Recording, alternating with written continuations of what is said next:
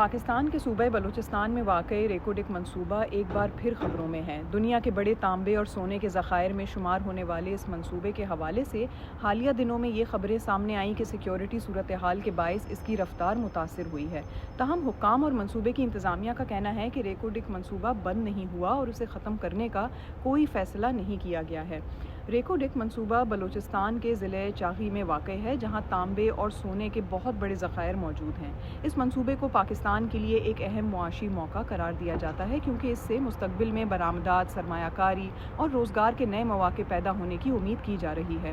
اس منصوبے کی نگرانی کینیڈا کی کمپنی بیرک مائننگ کر رہی ہے، جو اس منصوبے میں بڑی شراکت دار ہے۔ کمپنی نے حالیہ عرصے میں کہا ہے کہ بلوچستان اور خطے کی سیکیورٹی صورتحال کو دیکھتے ہوئے منصوبے کی رفتار کا دوبارہ جائزہ لیا جا رہا ہے۔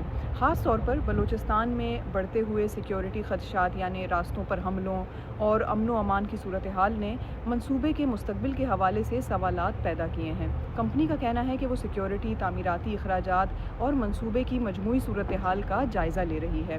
اس سے پہلے ریکوڈک منصوبے کے پہلے مرحلے پر تقریباً 5.6 سے 6 بلین ڈالر کی لاگت کا اندازہ لگایا گیا تھا، جبکہ دوسرے مرحلے کے لیے تقریباً 3.3 سے 3.6 بلین ڈالر کا تخمینہ لگایا گیا تھا۔ تاہم موجودہ صورتحال میں اخراجات اور اضافے کی جو تعداد ہے اس کو کم کرنے کی بات کی جا رہی ہے۔ ابتدائی منصوبے کے مطابق ریکوڈک سے پیداوار 2028 کے آخر تک شروع ہونے کی توقع تھی، لیکن اب اس ٹائم لائن میں تبدیلی کا امکان ہے۔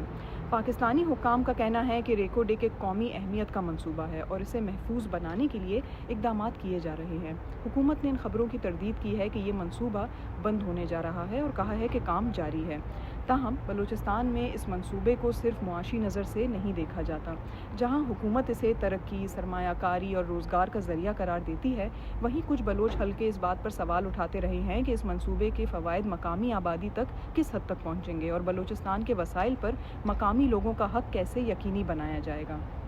یعنی ریکوڈک کا معاملہ صرف ایک کان کنی یعنی مائننگ منصوبہ نہیں، بلکہ یہ پاکستان کی معیشت، بلوچستان کی سیاست، سیکیورٹی صورتحال اور مقامی حقوق سے جڑا ہوا ایک اہم مسئلہ ہے۔